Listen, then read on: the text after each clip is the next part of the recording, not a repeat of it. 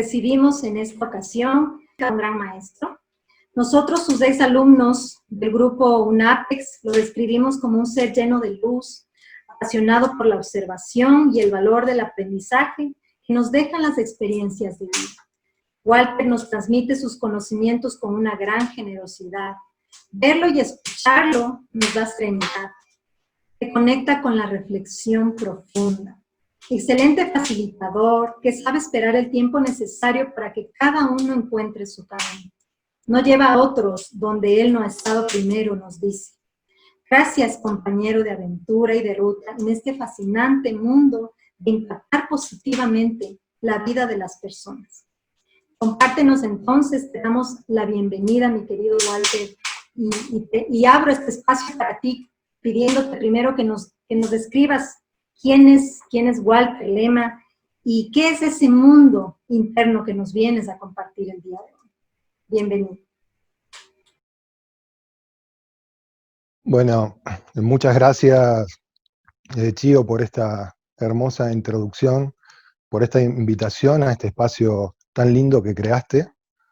Quizás completando algo de lo que decía Chío recién, o respondiendo a lo mejor su propuesta, les diría que esto de poder ingresar a mi mundo interior ha sido, digamos, uno de mis recorridos más importantes a lo largo de mi historia personal, ¿no? Se transformó, en algún momento de mi vida se transformó en una necesidad, y esa necesidad me fue llevando a tomar decisiones e ingresar en un camino realmente que hoy veo como mágico, ¿no?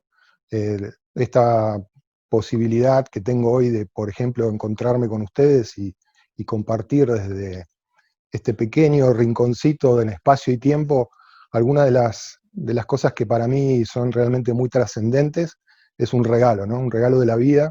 Hoy la idea es, en este breve tiempo que disponemos, intentar como explorar ese mundo interior y poner algunas imágenes que nos ayuden a comprenderlo y a entender por qué es tan importante, y sobre todo en este momento en el que nos toca vivir, ¿no? Cuando hablamos del mundo interior, hablamos de, comparándolo con el mundo interior con el mundo exterior, hablamos como de un territorio que nos es bastante desconocido, ¿no? Es mucho más desconocido de lo que es el mundo externo. Y cuando ingresamos en un territorio desconocido, esto es una lección que aprendí en la montaña, pero es una lección que aplica a la vida también, es muy importante tener algunas referencias para orientarnos mientras nos vamos desplazando.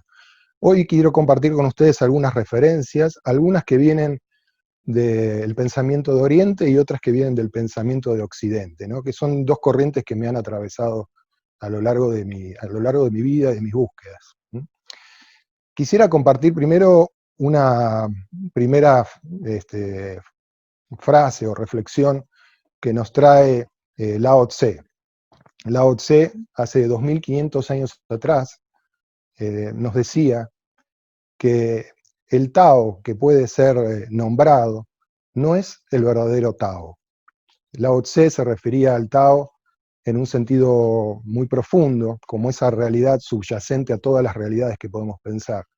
Pero en un sentido quizás también más acotado, podríamos decir que cualquier cosa que digamos en relación a lo que querramos decir, siempre va a ser un recorte de la realidad, nunca va a ser la realidad en sí misma, ¿no? Y hoy vamos a hablar del mundo interno, y vamos a hablar de una partícula de ese mundo interno, ¿no? Es un mapa, no es el territorio. Yo quisiera invitarlas a iniciar esta exploración que vamos a hacer, haciendo un pequeño ejercicio, mejor dicho, un viaje hacia ese mundo interno de cada uno de nosotros. Para lo cual les voy a proponer que en principio, ahí donde estén, busquen una posición cómoda y cierren los ojos. Les voy a proponer que cierren los ojos y que visualicen delante de ustedes una puerta de madera, una puerta antigua de madera, que se encuentra en principio cerrada. Y vamos a hacer 3 respiraciones mientras observamos esa puerta.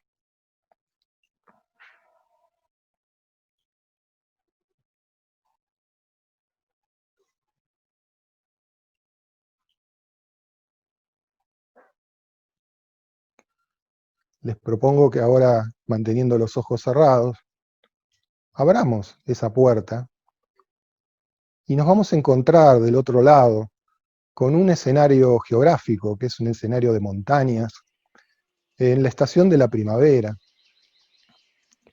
Vamos a visualizar, así como a la distancia, en el horizonte, un cordón montañoso que se pierde allí, en esa región, en esa línea del horizonte.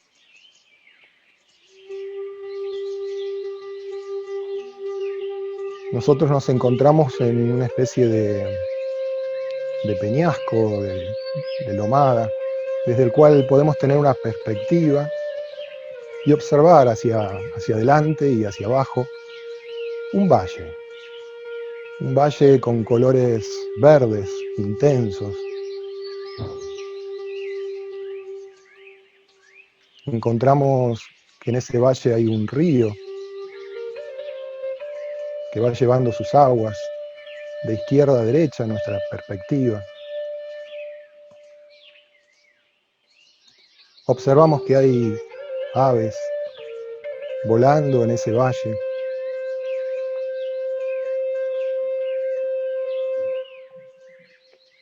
Observamos, levantando la mirada, ahora las montañas que rodean al valle. Son montañas que están recubiertas de bosques frondosos, con distintas tonalidades de color verde.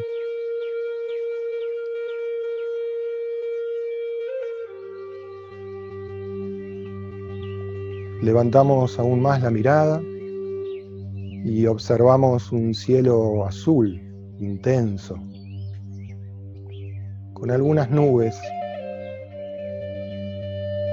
que apenas dibujan como pinceladas unas líneas blancas en ese cielo azul.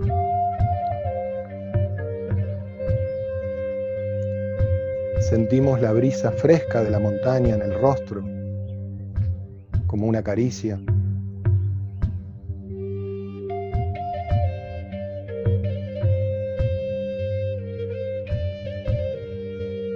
Llevamos la mirada ahora hacia nuestro alrededor, hacia abajo, y observamos flores de distintos colores.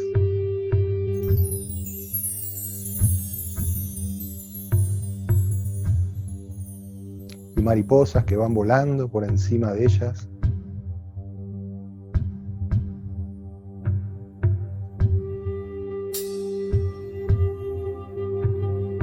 Descubrimos delante nuestro una senda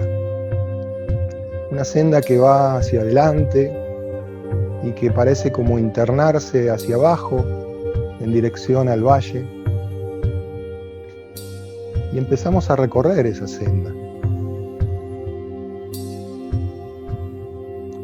Caminamos por la senda y de repente vamos encontrándonos con distintos personajes que nos van saludando a medida que vamos pasando por al lado de ellos.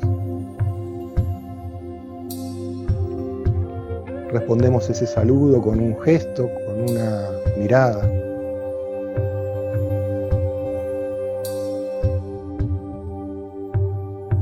Seguimos avanzando y nos encontramos con un claro en el bosque, donde hay un pasto verde tapizando el suelo, como una especie de alfombra natural. Salimos de la senda y nos sentamos en ese pasto. Nos acostamos.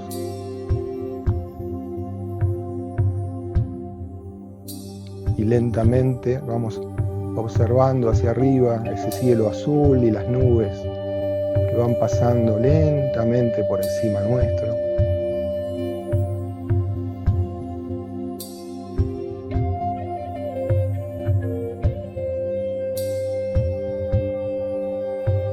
Cerramos los los ojos.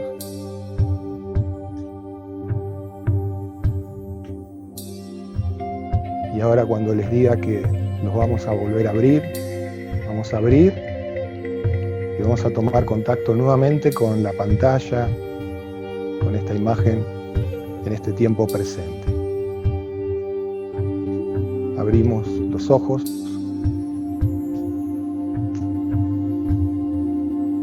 y registramos las sensaciones en el cuerpo que nos dejó este pequeño viaje.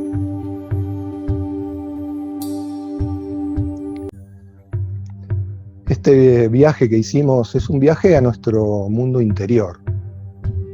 Todas las imágenes con las cuales tomamos contacto, las sensaciones, todo lo que nos pasó en el recorrido tiene que ver con el recorrido en nuestro mundo interno, ¿no?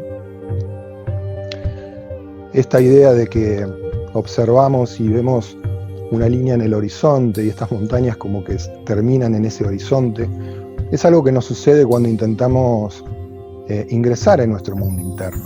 No tenemos una visión absoluta de ese mundo interno, sino que siempre nos vamos a encontrar con esa línea en el horizonte, ¿no? Es una visión acotada.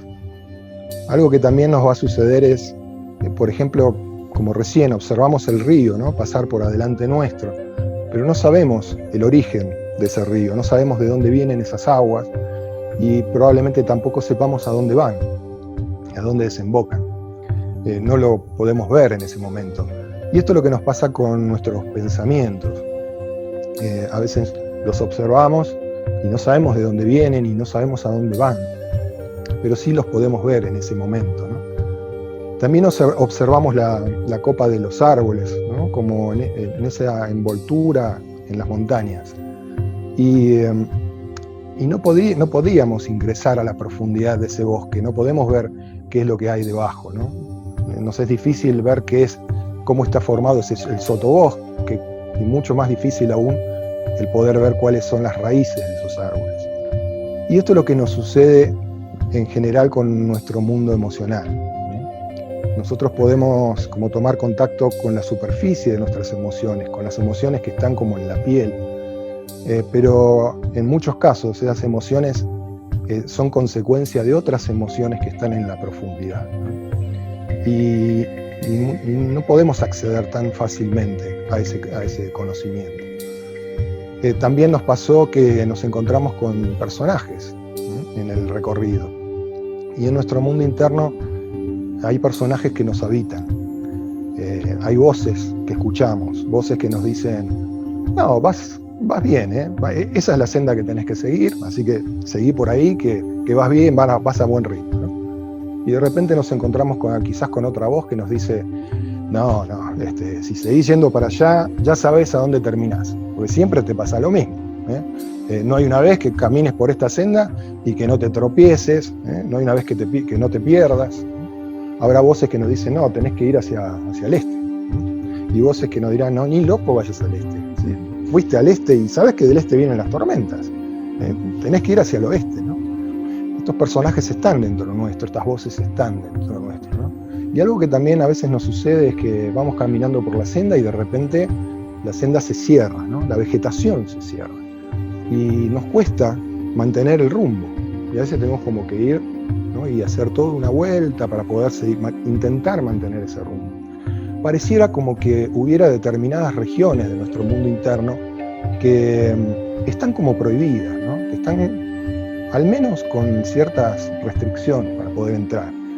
Y eso tiene que ver con nuestros mecanismos de defensa, ¿no?, en el inconsciente, que intentan protegernos, en algunos casos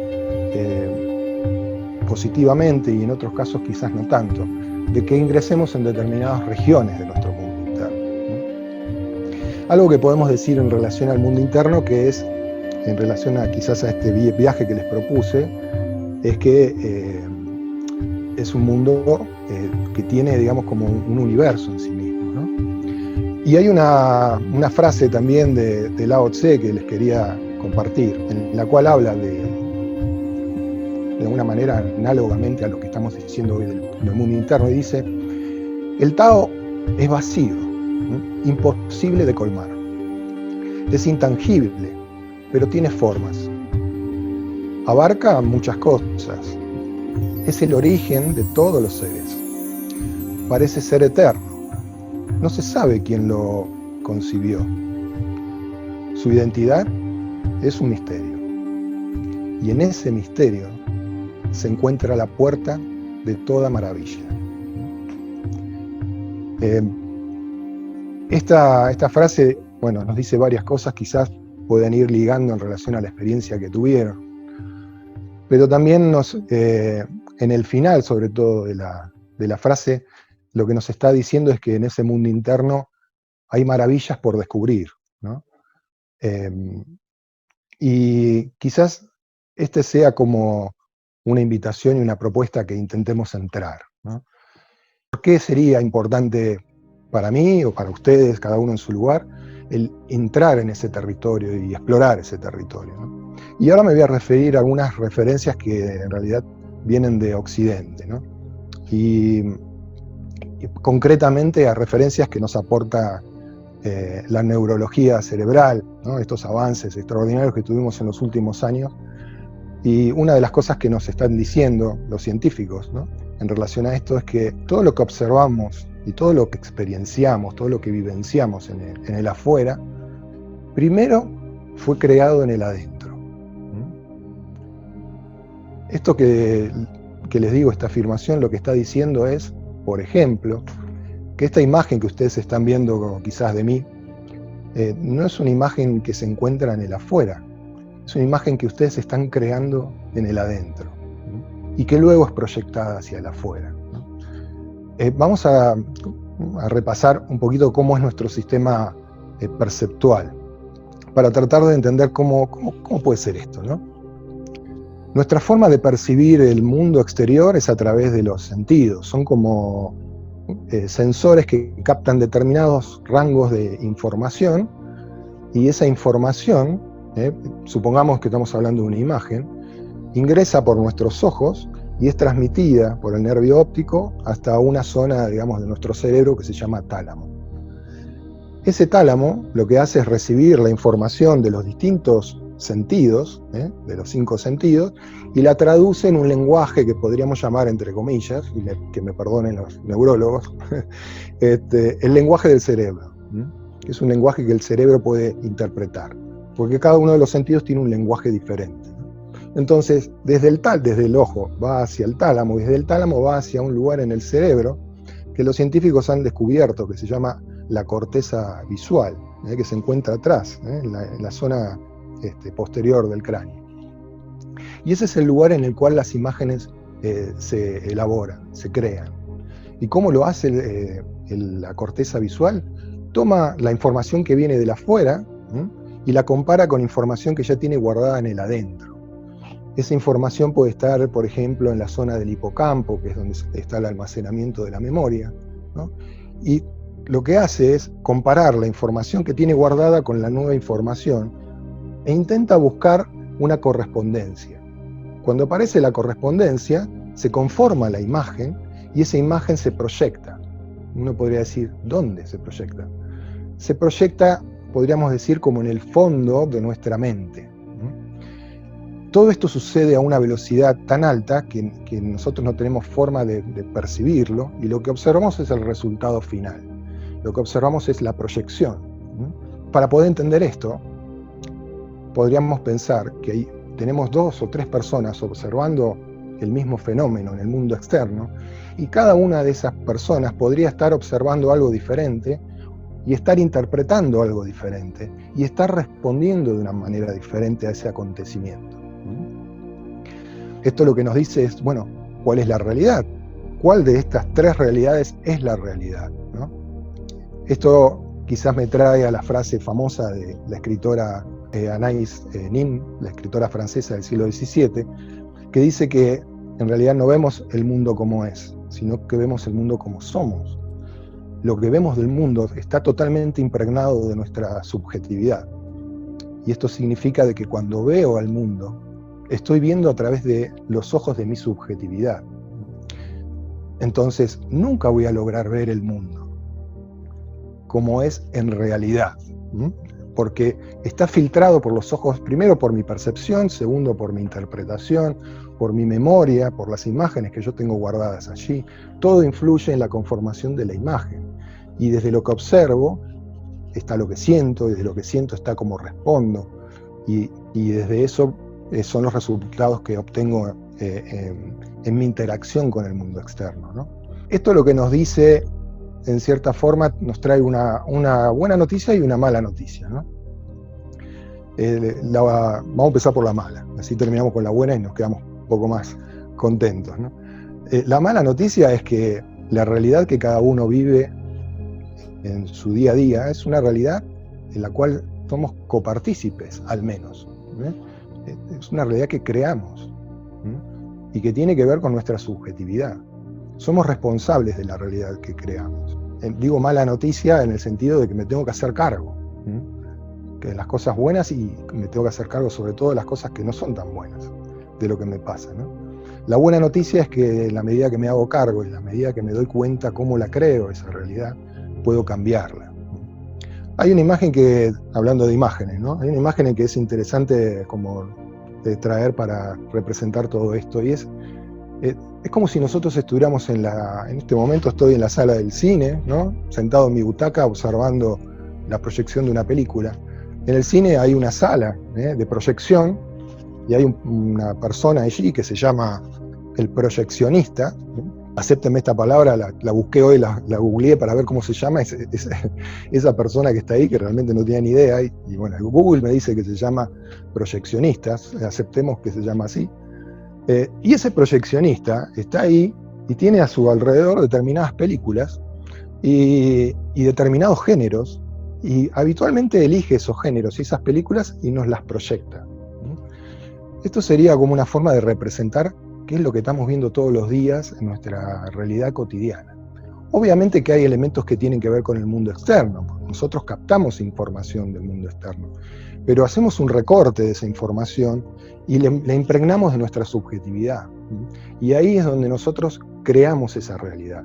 Física cuántica, digamos, hay uno de sus pioneros, que fue Heisenberg, que tiene poco que ver con la marca de una cerveza y mucho menos que ver con el personaje de Breaking Bad, que quizás si alguno la vio sabe a qué me refiero. Heisenberg fue un físico que ganó el Premio Nobel de Física en 1932 por descubrir el principio de la incertidumbre, ¿no? Y para no entrar, digamos, en tecnicismos, un poco lo que nos está diciendo es, en la medida que indagamos en la profundidad del universo, lo que vemos es que la materia desaparece y todo es un campo de pura potencialidad, de puras posibilidades. Nosotros, de todas las posibilidades, colapsamos toda esa onda de probabilidad y construimos una realidad bien concreta, ¿no? Esto lo hacemos muchas veces cuando tomamos una decisión. Tenemos infinita posibilidad de elecciones para tomar, y elegimos una, y con eso colapsamos esa onda de probabilidades y construimos una realidad. ¿Qué podemos aprender de esto? Hoy estamos viviendo una situación muy particular, es una situación de cuarentena, de pandemia. Cada uno de nosotros, en función de esta situación, está tomando información, está haciendo un procesamiento, una elaboración. Estamos sintiendo la pandemia en nuestras células, ¿no? En nuestros pensamientos, en nuestras actitudes. Y si bien la pandemia es la misma, la experiencia de la pandemia es totalmente diferente cuando pasamos de una persona a otra, ¿no? Estamos creando una realidad de la pandemia sin darnos cuenta, porque tenemos a alguien que está proyectando una película encima de la pandemia, ¿no? Lo interesante sería poder levantarnos de la butaca, ir hasta la sala del proyeccionista y decirle, por ejemplo, che, ¿sabés que está buenísimo esto, que todos los días me pasás el mismo género? Sí, las películas dramáticas me encantan, porque me encanta llorar como loco, ¿no? La verdad que me gusta mucho ese género y me gustan esas películas. Pero hoy me gustaría que me pases, cambiemos el género, ¿no? Pongamos otra, digamos, poneme una comedia, poneme una película de acción, ¿no? O necesito levantarme, ¿no? Esa sería una forma de empezar a cambiar, entrar a nuestro mundo interno y empezar a cambiar las proyecciones y empezar a cambiar la realidad. Cuando yo cambio esas imágenes, cambio mi realidad. Hay muchas formas de ingresar al mundo interno. En principio, lo que podemos decir es que para interactuar con el mundo externo, lo que utilizamos son los sentidos, y para interactuar con el mundo interno, lo que utilizamos es el recurso de la conciencia. ¿Qué es la conciencia? También, como decía antes, dependiendo si pensamos en la espiritualidad, o pensamos en la psicología, o pensamos en la física o en la neurología, habrá distintas respuestas a esa pregunta, ¿no? A mí me gusta definir la conciencia como un tipo de inteligencia que está anclada en lo más profundo de nuestra alma. Esto significa que esa inteligencia está conectada desde nuestra alma, a su vez con inteligencia superior. Esto es lo que hace diferente a esa inteligencia respecto a las inteligencias múltiples, ¿no? Que también se habla mucho. A medida que desarrollamos nuestra conciencia, es como que trabajamos muy cerca de esa inteligencia.